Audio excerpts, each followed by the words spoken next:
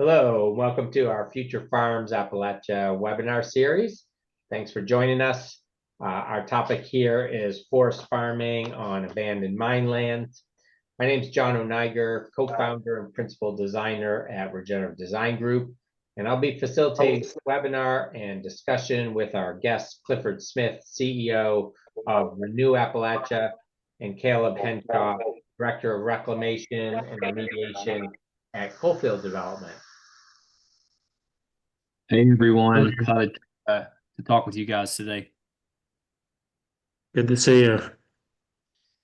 Great. We're collaborating on a project funded in part with a USDA Rural Business Development grant. The project's purpose is to provide technical assistance and rural business development training for regenerative agri-tech while restoring degraded forests and mine lands in Martin County, Kentucky.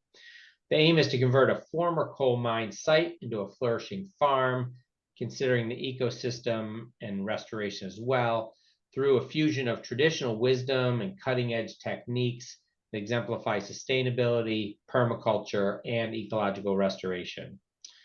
So the work is also supported by the innovative folks at Regenerative Farms, Inc., who are working to solve the root causes of hunger, land degradation, gender oppression, and poverty around the world.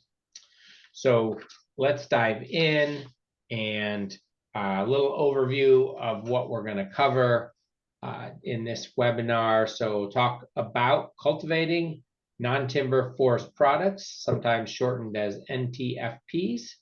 What are some of the economic opportunities with these non-timber forest products? And an example of that could be a forest nursery, some reforestation options and strategies, how to think about land suitability for growing these kinds of crops and utilizing edges and zones on abandoned mine lands, and then what are the infrastructure needs and markets when considering these kind of crops. So we have a case study of Lovely Valley here in Eastern Kentucky. And we can talk about what some of the existing botanicals are on site, what's the water and microclimate conditions for the different kind of crop possibilities, as well as business planning and processing potential. So the concept or the background here, the context is Eastern Kentucky is part of that Appalachian mountain range, and these are mixed mesophytic forests, really very diverse broadleaf and conifer forest zones. It's a very mild temperate climate, deep soils in some areas, and moist sheltered topography, leading to these very rich forested environments. So and leading to this high biological diversity. So the Cumberland Plateau in this area that we're looking at contains some of the largest stretches of contiguous forest in the eastern United States. So forest farming is really an outgrowth of that, of living in the forest environment. We think about what can we grow within these areas where we live, and what kind of crops can grow there. So forest farming is really utilizing and growing within the forest. So you have mushroom logs or wild harvesting of mushrooms, herbs and botanicals such as ginseng that can be grown, other crops like fiddleheads and ramps that are wild edibles or wild harvested edibles. And then also crops yields that can come from the trees like maple syrup and timber that can come directly from the trees. So a lot of medicinals. There's quite a list of different forest botanicals that have medicinal properties, ginseng being the top of the list because it has such a strong market globally, primarily in Asia, but not completely. But a lot of other botanicals that have really good markets and have really good medicinal properties like golden seal and cohosh and others. And there's a lot of other crops as well that can be grown and foraged from, like oils and nuts and mushrooms and syrups, etc. So a lot of opportunity within the forest botanicals and forest farming zone. And so let's talk a little bit about the site conditions here and what can be done. What are some of the opportunities on site here? And Cliff, can you give us a little background on yourself and the project and the property that we're looking at here? Yeah. Again, my name is Clifford Smith, and I started the Appalachian Renewal Project. We go by Renew Appalachia. We are working on a 7,000 acre roughly mine site in Martin County and Pike County, Kentucky. And the idea is to demonstrate that these sites can be used in a way that can service the surrounding communities while restoring the ecosystem that exists on the site post mining. My site, as I mentioned, it's 7,000 acres, but in reality, only maybe 40% of that had direct impact from surface mining. So the majority of the land we have is actually forest land.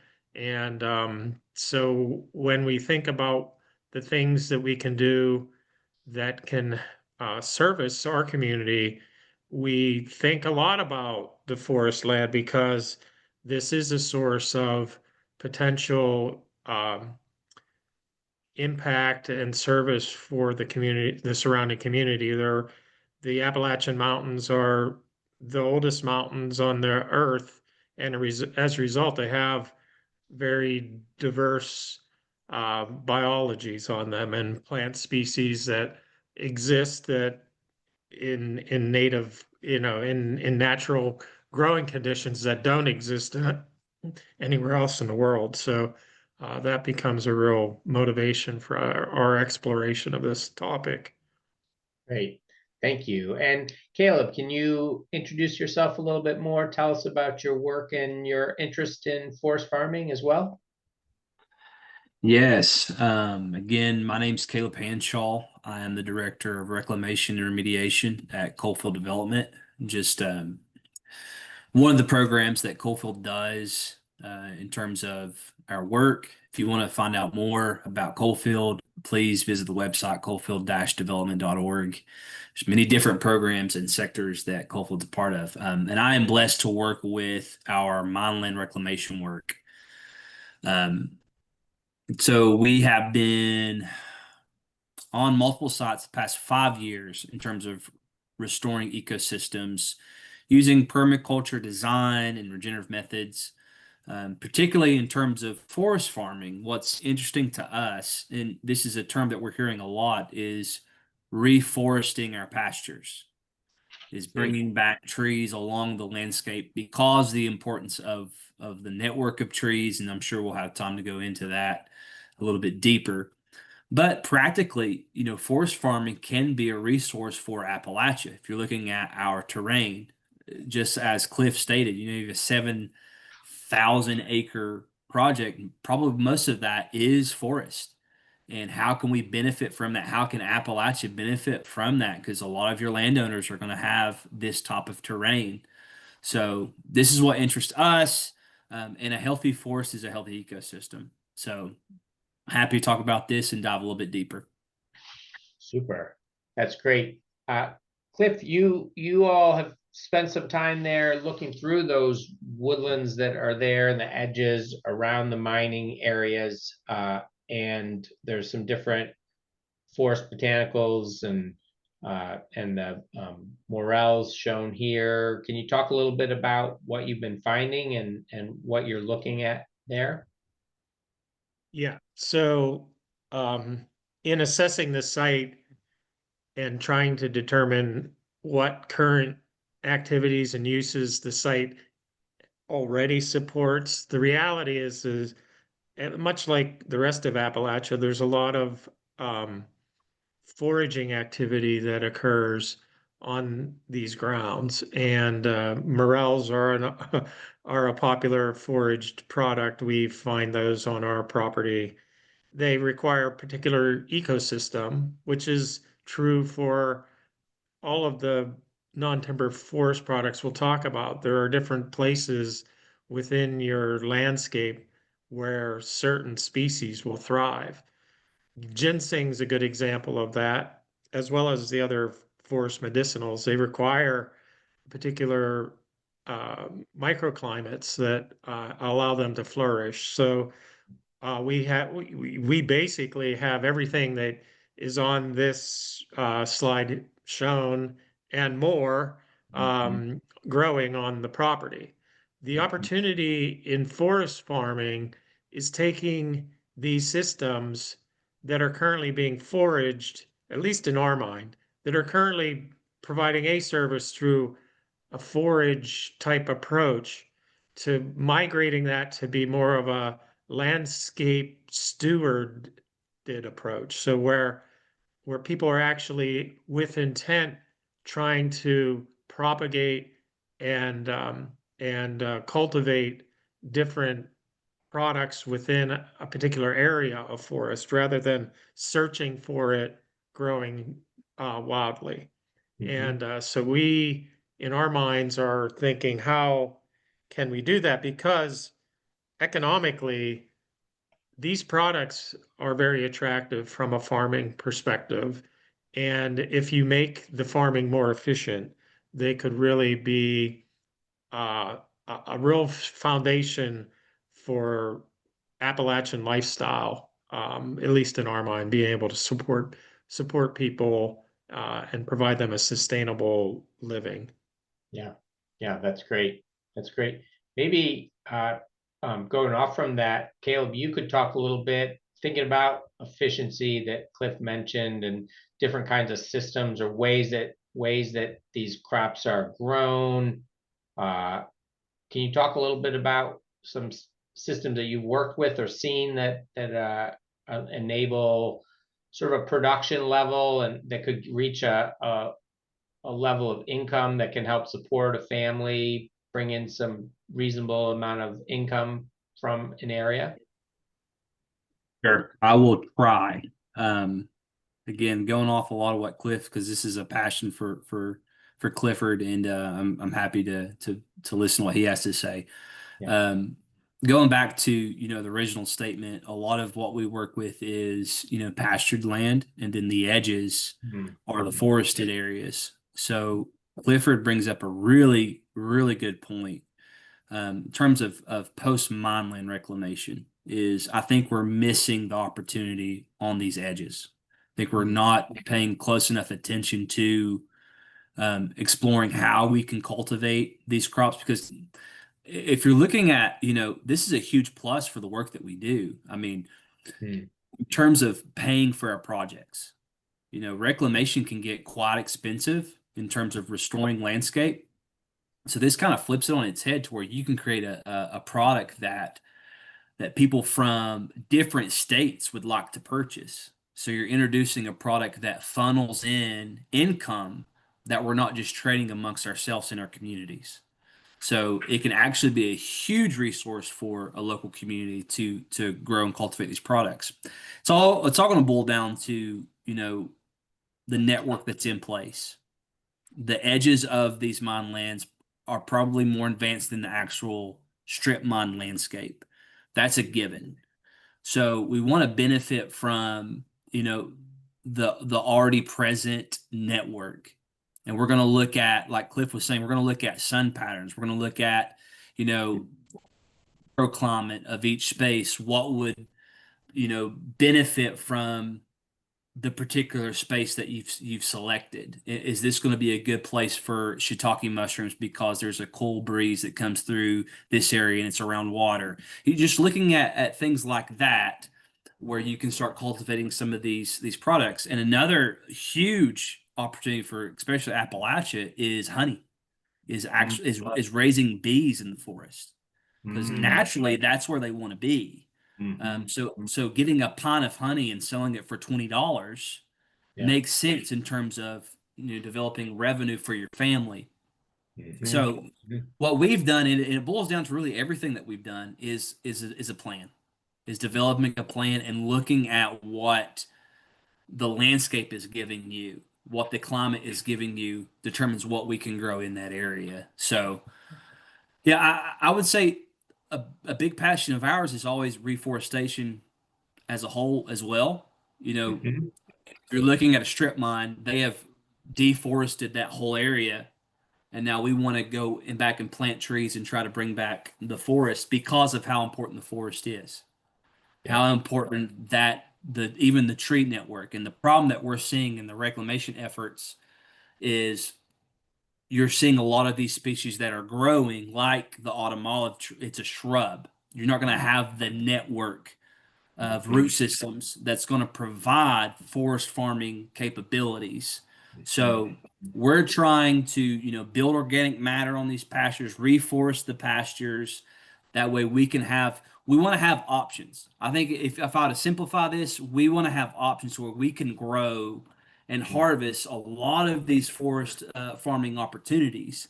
And then it opens up a whole new level of what the actual tree or shrub with fruit and berries and apples and all of that. So the issues that you face with deforestation in terms of landscape is, water retention, soil erosion can be fixed with reforestation. So reforestation creates an abundance of opportunity on your landscape. Yeah, that's great. And I think that's really speaks to kind of moving succession along, getting areas reforested. Maybe Clifford, you could talk a little bit about your work in that area, setting up a nursery and growing out trees as part of that reforestation work that you're doing. That's right. Yeah, part of our land, we are doing a large-scale reforestation project where we'll reforest 1,000 acres of a reclaimed strip mine landscape.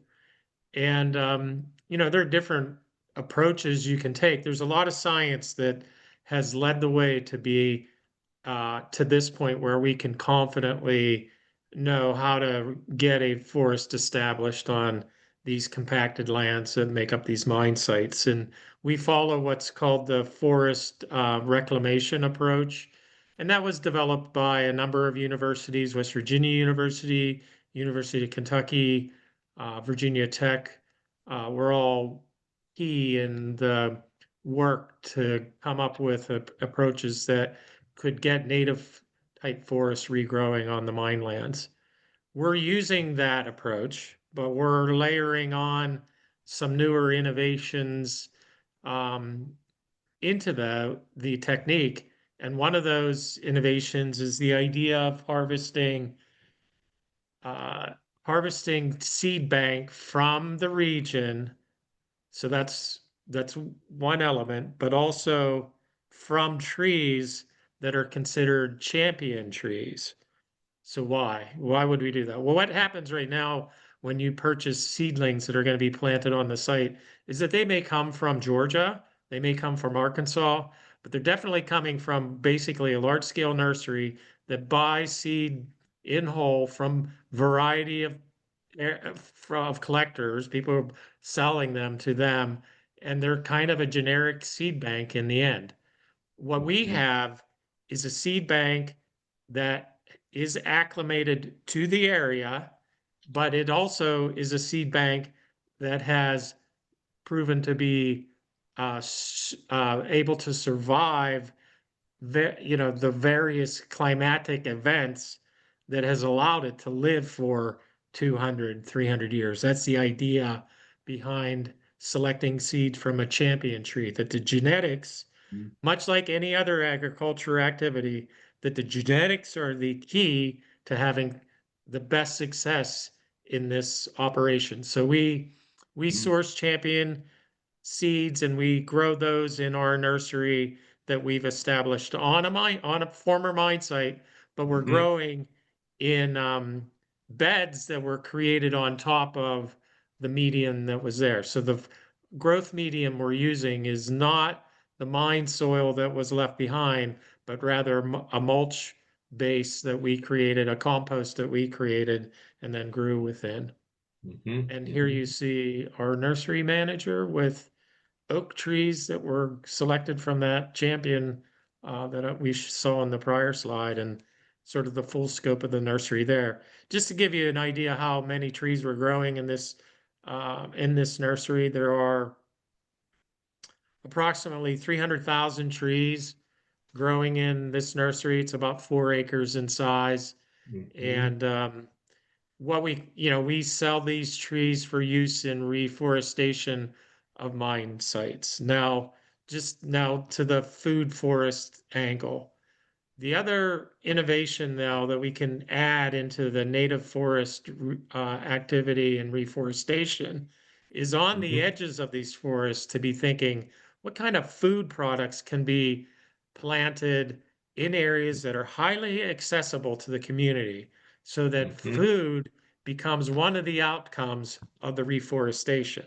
That it not Mhm. only is working to improve the ecosystem of plants and animals, but it's also improving the ecosystem that includes the human beings that live around the properties. So on the edges, planting these fruit and nut bearing trees that are attractive to humans is one of the sort of wrinkles that we've added into our reforestation work. Mhm. Mhm. And then one of the strategies within that is that creating these kind of food forests utilizing would be called a hugelkultur, or wood mounding, or um, building that soil up on top of the compacted degraded soil and planting into that. An example here of a workshop that we had last fall, and a number of attendees getting to do an initial planting. Do you want to talk a little bit about this project? Yeah.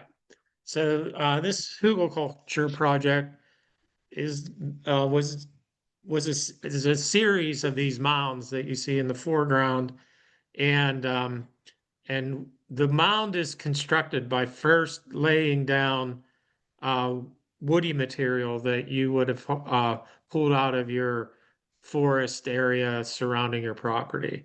It could be logs that may be 3 or 4 inches in diameter. It could be branches of smaller size, but you mound those up, and those become the core of the hugelkultur. And then on top of that, you would place compost material. It would be maybe 6 to 12 inches of compost material. And what you end up with is a mound, and the mound might be 2 or 3 feet high.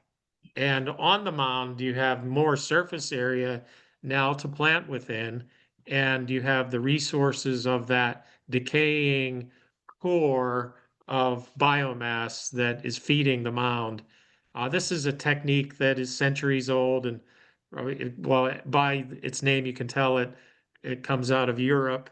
And in our mound here, we've planted some nut trees and some then smaller crops in terms of like bushes, like mulberry bushes, and then some ground covers. There's comfrey in this planting, and horseradish and so forth. So what you want is a biodiverse mix of products that is adding to the microbiome of the soil its own particular chemistry additions through its life cycle, and that creates a much healthier soil structure for you to grow into through the future. Yeah, it's a really great kind of accelerating succession, kind of accelerating establishment strategy. And one thing I think you've talked about is that this kind of planting and initial planting can be a source of propagation material. So getting these trees and shrubs, and there's some herbaceous plants that are more for pollinators or for ground cover, have all these different functions in a food forest kind of setting, and that these can be used to propagate and to expand plantings into other areas as well. And so, Yeah, that's right. kind of putting the Yeah, work that's absolutely.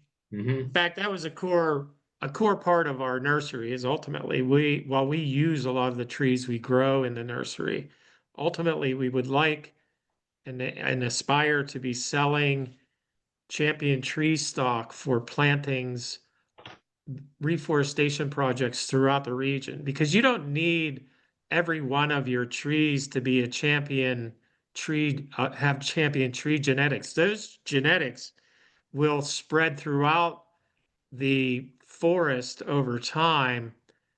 So you only need maybe 1 or 2% of your planting stock to be a champion genetic stock to get the benefits of it over the long term.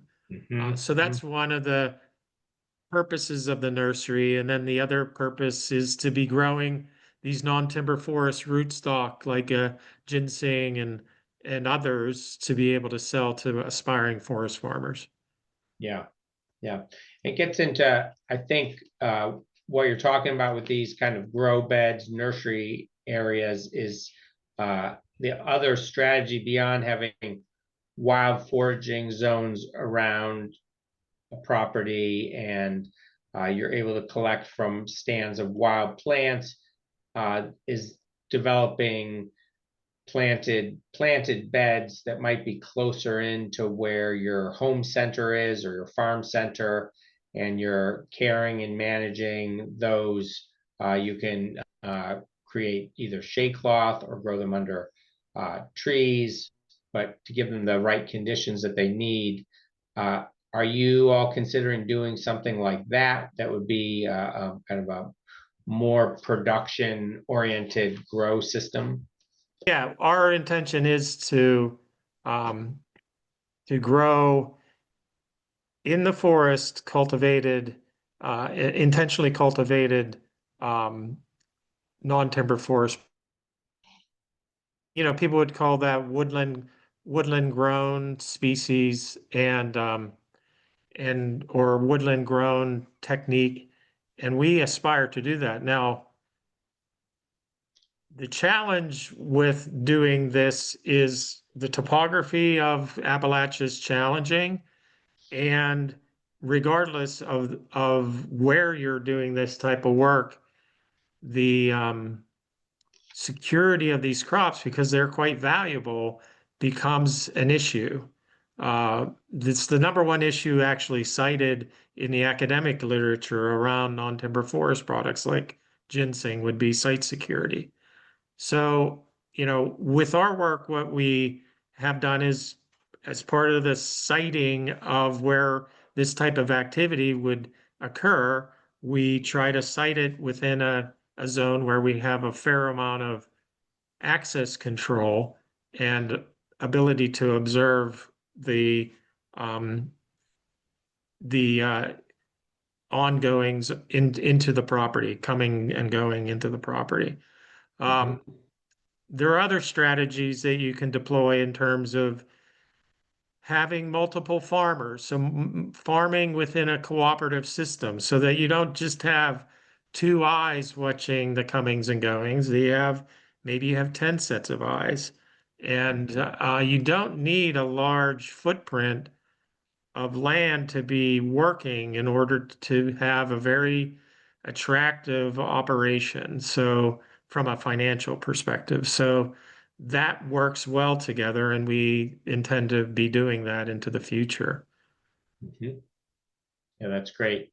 That's great. Maybe do you want to speak to that business aspect? I think that one of the challenges is turning it from kind of the wild foraging, collecting end of things to, if you want to scale up and have it as a significant part or some part of your income, and to actually have a viable business out of it. So what kind of work have you done in trying to lay that out and look at the business opportunity side of it?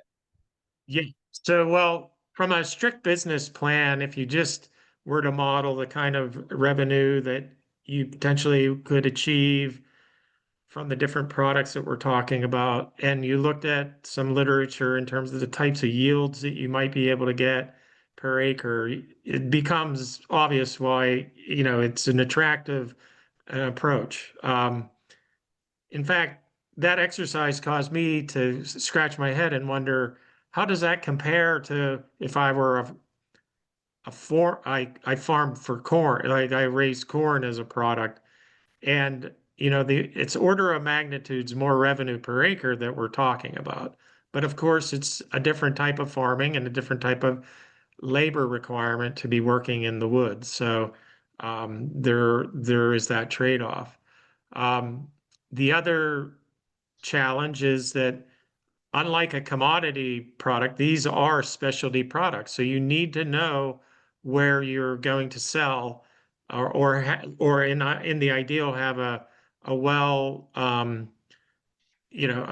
well organized distribution channel for your product. Now, a lot of people will sell to like the local herb buyer, and I'm not to say that that isn't the way to go, but what I am here to say is that um, in Appalachia, we're blessed with a nonprofit called Appalachian Sustainable Development, and they operate a herb hub, and they will basically buy you can sell to them at a guaranteed price and a guaranteed commodity. You can sell to your buyers specs of their need.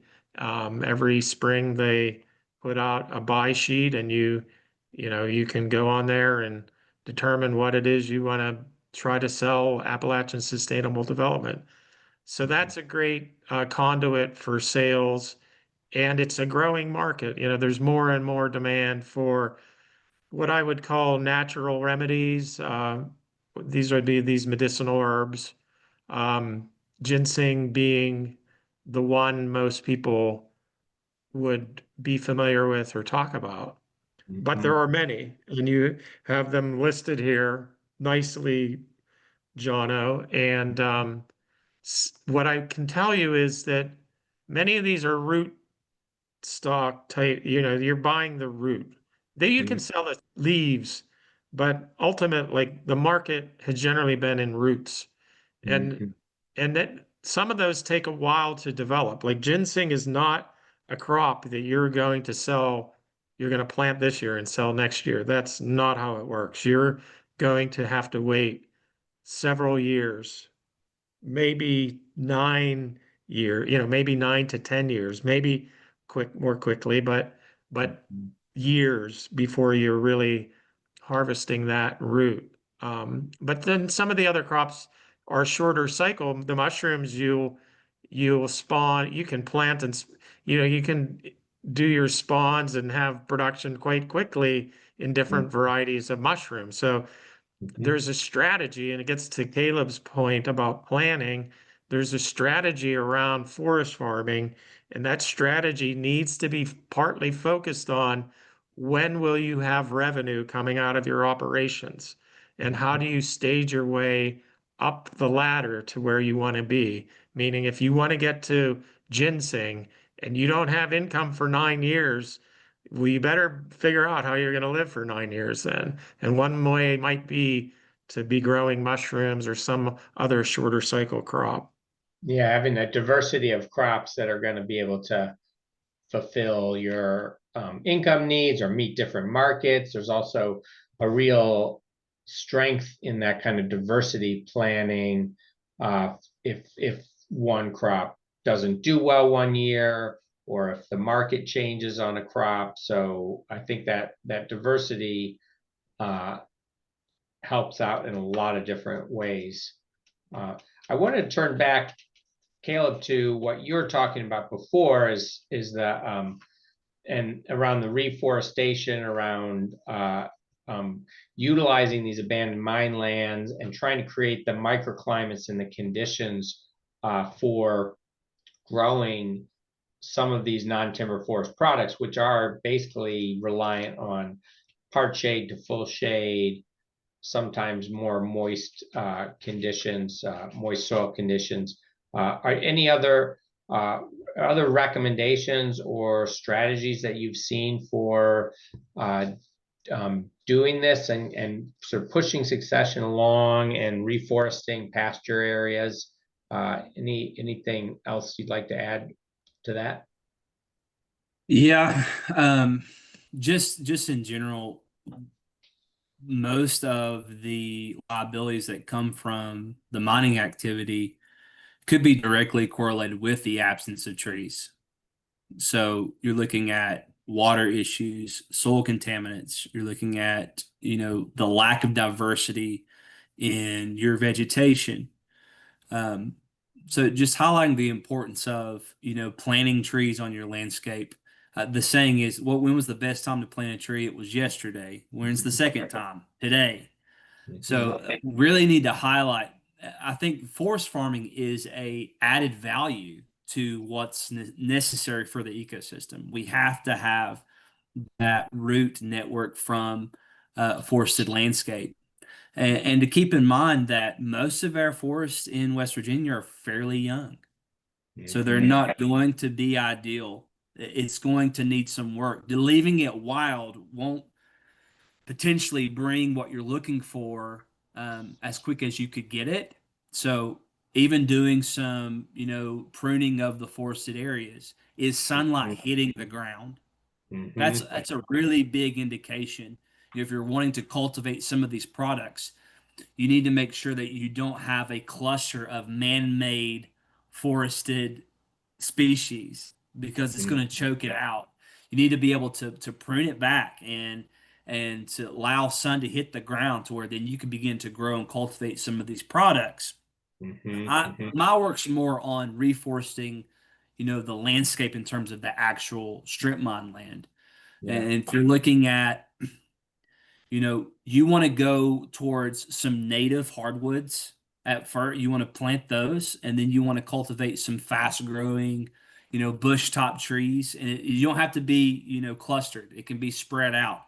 And a huge pill to swallow is that this is going to take time. Yeah. This is not going to happen in the next 5 years. I mean, this is a long path of reforestation to where it's healthy. It's a healthy forest. It's not just, I just didn't plant a bunch of pine trees because they grow fast and they reseed, which they're going to cluster together. They're going to get disease and they're going to fall down. It's just what's going to happen. I'm going to actually plant food forests that bring, as Cliff is saying, I love listening to Cliff talk about this because I know it's a huge passion. He's just got a wealth of knowledge of just cultivating some of these value-added products that make these projects sustainable in the long run, and put money in the farmers' pockets. I mean, it's not money is not a cuss word. We have to quit treating it as if it is. I mean, farmers need to make a living.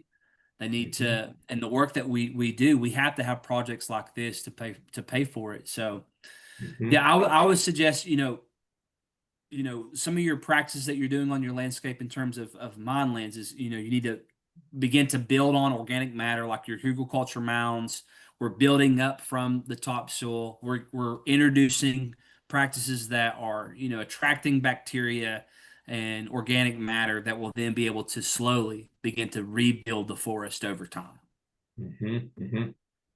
Yeah, it's really great. It's a mixing of forest management and more broadly the soil management and water management, and it makes me think in a lot of places where you have those dense tree stands that really need to be thinned, and that's a place where we can come in as land stewards, and we're selecting, we're thinning out trees to give room for the left trees that are left and remaining, and that's how we're steering the forest in the direction that we think it could go.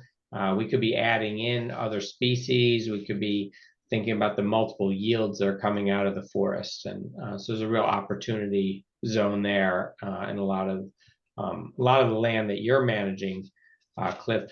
Well, I think this has been really great exploration of thinking about how it applies to abandoned mine lands. Let's end with a moment here. If you have some a takeaway thought or an idea or something you think that we should have touched on that we didn't, maybe we'll start with you, Caleb, if you have a takeaway that you'd like to leave us with. Yeah, I think just addressing one, the misconception that forest farming takes no management. It does take stewarding and managing, especially since these forests around these areas are not old forests. They're very young. They were seeded by industry. It's going to take some management. And number two is, again, like I said, it's going to take time. I think a lot of people get frustrated in terms of, forest farming, where they think that they're going to get a yield very quickly. This is a long game path in most of the areas. There's some things that you can get quickly, like Cliff was saying, mushrooms. But in terms of reclamation, this is going to take time. You're going to need a plan. I think going in there without a plan, it's going to cost you in the long run. So developing a plan, understanding that it will need some management, and it's going to take some time. Those are my three takeaways. Great. Thanks, Caleb. Cliff? Yeah, well, I love that you have this picture up, Jono, because this photo was taken about, in terms of distance, about 100 yards from a strip mine area. It's completely forested site. Its microclimate it was probably 15 degrees cooler, and humidity or water level was, it just was like a lush feeling area. It just was so different than being up on the mine site. So the point here is that you're going to have potentially a lot of different opportunity available to you around forest farming. And you first need to make that assessment of what do I have? But ultimately, you want to know where you're going. Like, where am I trying to get to? Because if the extreme example is, having a very productive ginseng operation. And as I said, if that is your aspiration, you need to have steps in between now and then to get you there. And there are a lot of choices to begin to evaluate. So those choices, though, depend on the ecosystem that you're operating in. So it's sort of like a combination of sunlight, humidity, or water, and money to get you from, I want to be a ginseng farmer to, and I have this raw piece of land and I don't know, I don't know where to begin. That plan will help you figure out how you're going to ever get to your goal. So that would be my recommendation, is assess your land and figure out the direction that can get you there. Yeah. Oh, that's great. That's great. And I might add, just a building off of a little bit of what both you said, both, the time that it takes to develop forest farming and these crops, and Cliff, what you're talking about with the knowledge and some of the complexity and planning, but so that to just also know when you're getting started that there's a lot of resources in your community and in the area. There's elders who have been doing this for a long time. There's organizations that are working to distribute information and do trainings. There's the Young Forest Farmers Coalition. There's a wealth of knowledge out there, and people who are really willing to share their knowledge and traditional knowledge in a lot of places too. That's still there, and so get that backup and support you need when you're getting started. And So thanks, Cliff. Thanks, Caleb. This has been great, and appreciate you sharing your knowledge and your inspiration. And we'll hope to talk again soon. You wanna Thank you, bud.